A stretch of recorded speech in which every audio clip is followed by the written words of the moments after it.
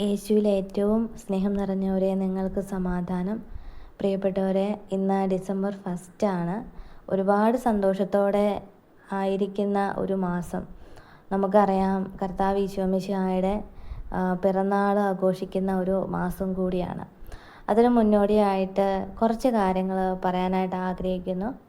കഴിഞ്ഞ നവംബർ മാസം നിങ്ങളുടെ ജീവിതത്തിൽ എങ്ങനെയായിരുന്നു എന്നതിനെക്കുറിച്ച് നിങ്ങൾ ചിന്തിച്ചിട്ടുണ്ടോ? ഓരോ മാസം നമ്മൾ കഴിയുമ്പോഴും ഒരു നവംബർ 13, ഇന്നലെ നവംബർ 30 ആ ഒരു ടൈം ആയപ്പോഴേക്കും നിങ്ങളുടെ ജീവിതത്തിൽ നിങ്ങൾ എന്തെല്ലാം കാര്യങ്ങളാണ് ദൈവം നിങ്ങൾക്ക് തന്നത്, നിങ്ങൾ ഏതൊക്കെ സാഹചര്യങ്ങളിലൂടെ ദുഃഖങ്ങളിലൂടെ കടന്നുപോയി എന്നതിനെ ഓർത്ത് നിങ്ങൾ ദൈവത്തോട് നന്ദി പറയുകയോ നിങ്ങളുടെ സങ്കടങ്ങൾ പങ്കുവയ്ക്കുകയോ ചെയ്തിട്ടുണ്ടോ? അത് വളരെ വിലപ്പെട്ട ഒരു കാര്യം തന്നെയാണ്. നമ്മൾ പലപ്പോഴും മറന്നു പോവാറുണ്ട്, അല്ലേ? എൻ്റെ പ്രിയപ്പെട്ടവരെ, നമ്മൾ എല്ലാ മാസവും ഓരോ മാസം കഴിയുമ്പോഴും അതിൻ്റെ അവസാന നിമിഷമാകുമ്പോൾ നമ്മൾ ദൈവത്തോട് ആ മാസത്തെ ഓർത്തെടുത്ത്, ആ മാസം നമ്മൾ ചെയ്തു പോയ എല്ലാ കാര്യങ്ങളും ഓർത്തെടുത്ത് പിറ്റേ മാസത്തെ നമ്മൾ വളരെ ഒരുക്കത്തോടെ സ്വീകരിക്കേണ്ടത് അത്യാവശ്യമാണ്. കാരണം നിങ്ങൾക്കൊക്കെ അറിയാം, വിശുദ്ധിക്ക് അത്രമാത്രം പ്രാധാന്യം കൊടുക്കുന്ന ആളാണ് കർത്താവ് ഈശോ മിശിഹ. വെറും നമ്മൾ കുമ്പസാരിക്കാറുണ്ട്, ശരിയാണ്, പക്ഷേ നമ്മൾ വിട്ടുപോയ പല കാര്യങ്ങളുണ്ടാവും. അപ്പോൾ സന്തോഷം നിറഞ്ഞ കാര്യങ്ങൾ നമ്മൾ ദൈവവുമായിട്ട് പങ്കുവെക്കുന്നത് വളരെ കുറവായിട്ടുള്ളൊരു കാര്യമാണ്. എല്ലാവരും നമ്മുടെ സങ്കടങ്ങളാണ് ഏറ്റവും കൂടുതൽ ദൈവത്തോട് പൊതുവേ സംസാരിക്കാറ്. നമ്മുടെ പ്രതിസന്ധികളും നമ്മുടെ ജീവിതത്തിലെ കഷ്ടപ്പാടും ഒക്കെ ഒന്ന് മാറ്റിത്തരണം എന്നാണ് കൂടുതലായിട്ട് സംസാരിക്കാറ്.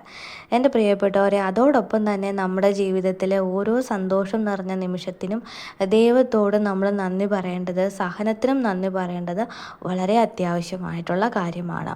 അപ്പോൾ ഓർത്തെടുത്ത് നവംബർ മാസം നമ്മൾ എന്തെല്ലാം കാര്യങ്ങൾ ചെയ്തിട്ടുണ്ട്, നമ്മൾ മൂലം ആരെങ്കിലും വേദനിച്ചിട്ടുണ്ടോ, നമ്മൾ ആ മാസം എന്തെല്ലാം നല്ല പ്രവർത്തികൾ ചെയ്തിട്ടുണ്ടോ, നമുക്ക് ചെയ്യാൻ പറ്റിയില്ലേ, ഒരുപാട് കാര്യങ്ങൾ നമുക്ക് ചിന്തിക്കാനായിട്ട് പറ്റും. അപ്പോൾ ആ മാസം കഴിഞ്ഞു പോയതിനെ ഓർത്തും അതുപോലെ ആ മാസത്തെ ഓർത്തുമൊക്കെ, ദിവസങ്ങളെ ഓർത്തുമൊക്കെ, ദൈവം തന്ന നല്ല നിമിഷങ്ങളെ ഓർത്തുമൊക്കെ ഒന്ന് നന്ദി പറഞ്ഞ് നമ്മുടെ ഡിസംബർ 1 നമുക്ക് സ്വീകരിക്കാവുന്നതാണ്. അപ്പം നമുക്കറിയാം, ഈ ഡിസംബർ മാസത്തിനൊരു പ്രത്യേകത കൂടിയുണ്ട്. നൊയമ്പ് മാസം കൂടിയാണല്ലേ. 25 ദിവസം നമ്മൾ ഉപവാസം എടുക്കേണ്ടത് വളരെ അത്യാവശ്യമാണ്. അപ്പോൾ നേരെ ചില ആളുകൾക്കൊരു ഡൗട്ട് ഉണ്ടാവും, ക്രിസ്തുമസ് നേരെ ആഘോഷിച്ചാൽ പോരെ, എന്തുകൊണ്ട് നമ്മൾ നൊയമ്പ് എടുക്കേണ്ട ആവശ്യമുണ്ടോ? അങ്ങനെ ഒരു ചോദ്യം ഉണ്ടാവാൻ സാധ്യതയുണ്ട്. അപ്പോൾ എൻ്റെ പ്രിയപ്പെട്ടവരെ, നമുക്ക് ഉപവാസം അല്ലെങ്കിൽ നൊയമ്പ് എടുക്കാനായിട്ട് ദൈവം തരുന്ന ഈ സാഹചര്യങ്ങളെ പരമാവധി ഉപയോഗിക്കുക. Praise the Lord. പരമാവധി നമ്മൾ ഉപയോഗിക്കുക. കാരണം നമ്മൾ സാധാരണ ജീവിതത്തിലൊക്കെ എല്ലാ ശനിയാഴ്ചയും ചൊവ്വാഴ്ചയും ഒക്കെ അല്ലെങ്കിൽ ആഴ്ചയിലും ഒക്കെ ഉപവാസം എടുക്കുന്നവരുണ്ടാവും. പക്ഷേ ചില സമയങ്ങളിൽ നമ്മൾ ചിലപ്പോൾ നമ്മുടെ ജോലി തിരക്കുകൾ മൂലമോ മറ്റെന്തെങ്കിലും സാഹചര്യങ്ങൾ മൂലമോ ഒക്കെ നമ്മൾ ഈ വിഷയമൊക്കെ മറന്നു പോകും. അപ്പോൾ നമുക്ക് കിട്ടുന്ന ഇങ്ങനെയുള്ള ഒരു ദിവസങ്ങൾ അല്ലെങ്കിൽ ഇതുപോലുള്ള നൊയമ്പ് മാസങ്ങളൊക്കെ വരുമ്പോൾ അത് പരമാവധി നമ്മൾ എന്ത് ചെയ്യണം, യൂസ് ചെയ്യണം. ഇനി നമുക്ക് ഈ ഉപവാസത്തെ, ഈ നൊയമ്പിനെ കുറിച്ച് പറയുമ്പോൾ എന്തിനു വേണ്ടിയാണ് നമ്മൾ ഒരുങ്ങുന്നത് എന്നുകൂടി നമ്മൾ ചിന്തിക്കുക. നമുക്കറിയാം, ഉണ്ണി ഈശോയുടെ പിറന്നാളിന് വേണ്ടിയിട്ടാണ്, നമ്മൾ കർത്താവിനെ വരവേൽക്കാൻ വേണ്ടിയിട്ടാണ് ഈ ഒരു നൊയമ്പ് നമ്മൾ ആഘോഷിക്കുന്നത്. അല്ല, അതൊരു വളരെ ആഘോഷം തന്നെയാണ് നമുക്ക് ക്രിസ്മസ് എന്ന് പറയുന്നത്. അപ്പോൾ നമുക്ക് വേണ്ട ഒരു ഒരുക്കമായിട്ട് നിങ്ങൾ എന്തൊക്കെയാണ് ചെയ്യാൻ ആഗ്രഹിക്കുന്നത് എന്നൊരു ചിന്ത നമ്മുടെ ഉള്ളിലുണ്ടായിരിക്കണം. അപ്പോൾ ഞാൻ ആദ്യം തന്നെ പറഞ്ഞു, കഴിഞ്ഞു പോയ മാസത്തെ ഓർത്ത് നമ്മൾ നന്ദി പറയേണ്ടത് അത്യാവശ്യമാണ്. ആ മാസത്തെ എല്ലാ കാര്യങ്ങളും ഓർത്തെടുത്ത് ആ മാസം നമ്മൾ ദൈവവുമായിട്ട് എന്തെല്ലാം കാര്യങ്ങൾ ദൈവത്തിനെതിരായിട്ട് ചെയ്തിട്ടുണ്ടെന്നൊക്കെ ഒത്തിരി നമ്മൾ ഓർത്തെടുത്ത് പറഞ്ഞ് അതിനെ നമ്മൾ അവിടെ വിട്ടതിന് ശേഷം മാത്രമേ ഇന്നലത്തെ കാര്യങ്ങൾ വിട്ടതിന് ശേഷം മാത്രമേ ഇന്നത്തെ കാര്യത്തിലേക്ക്, അതായത് പുതിയൊരു തുടക്കത്തിലേക്ക് നമ്മൾ ചെല്ലാൻ പാടുള്ളതുള്ളൂ. ചില ആൾക്കാർ പഴയ കാര്യങ്ങൾ തന്നെയും പിന്നെയും ഓരോ ദിവസവും എടുത്തിടുന്നുണ്ട്. അങ്ങനെ ചെയ്യരുത്. കാരണം നമുക്ക് കർത്താവ് പറഞ്ഞിരിക്കുന്ന അതാത് ദിവസത്തെ ക്ലേശം മതി. അല്ല, ഇന്നലെക്കുറിച്ചോ നാളെക്കുറിച്ചോ നമ്മൾ ഓർത്ത് വ്യാകുലപ്പെടേണ്ട ആവശ്യമില്ല. ഇന്ന് എന്താണോ സംഭവിക്കുന്നത് അത് മാത്രം നമ്മൾ കാണുകയും കേൾക്കുകയും സഹിച്ചാൽ മാത്രം മതി. പ്രേസലോട്. അപ്പോൾ എൻ്റെ പ്രിയപ്പെട്ടവരെ, ഞാൻ പറഞ്ഞു വന്നത്, നമ്മൾ ഈ നോയമ്പ് വളരെ മനോഹരമായിട്ട് കൊണ്ടുപോകാനായിട്ട് നിങ്ങൾ ശ്രദ്ധിക്കുക. ഓരോ ദിവസവും വളരെ കുമ്പസാരത്തോടൊരുങ്ങി പ്രാർത്ഥനയിൽ പങ്കുചേർന്ന് വചനമൊക്കെ കേട്ട് അഭിഷേകമൊക്കെ പ്രാപിക്കണം. ഇനി നമ്മൾ എന്തെങ്കിലുമൊക്കെ നമ്മുടെ തിരുത്താനുണ്ടെങ്കിൽ ഏറ്റവും കൂടുതൽ ദൈവം ആഗ്രഹിക്കുന്നത് വചനം നിയമം അനുസരിക്കുന്ന ആ ഒരു മേഖലയാണ് ദൈവം ഏറ്റവും കൂടുതൽ സ്വീകരിക്കുന്നത്. അപ്പോൾ പരമാവധി നമ്മൾ ഉപവാസത്തിലൂടെ നിങ്ങൾക്ക് എന്തെങ്കിലുമൊക്കെ ഒരു കുറവ് വന്നിട്ടുണ്ടെങ്കിൽ, നമ്മളിൽ എന്തെങ്കിലും ഒരു ബുദ്ധിമുട്ട് തോന്നുന്നുണ്ട്, പ്രാർത്ഥിക്കാൻ പറ്റാത്തൊരവസ്ഥയിലൂടെയാണ് കടന്നു പോകുന്നതെങ്കിൽ, നിങ്ങൾ എന്താ പറയുക, ഈശോയിൽ നിന്നൊക്കെ അകന്നു പോയി എല്ലാത്തിലും ശൂന്യത അനുഭവപ്പെടുന്നുണ്ട് എന്നൊക്കെ തോന്നുന്നവർക്കൊക്കെ നൊയമ്പ് എടുക്കുന്നത് വളരെ നല്ലതാണ്. കാരണം നമ്മൾ ഈ ഒരു 25 ദിവസവും നമ്മൾ ഓരോ കാര്യങ്ങൾക്ക് വേണ്ടിയിട്ട് ഇങ്ങനെ റെഡി ആവുകയാണ് ചെയ്യുന്നത്.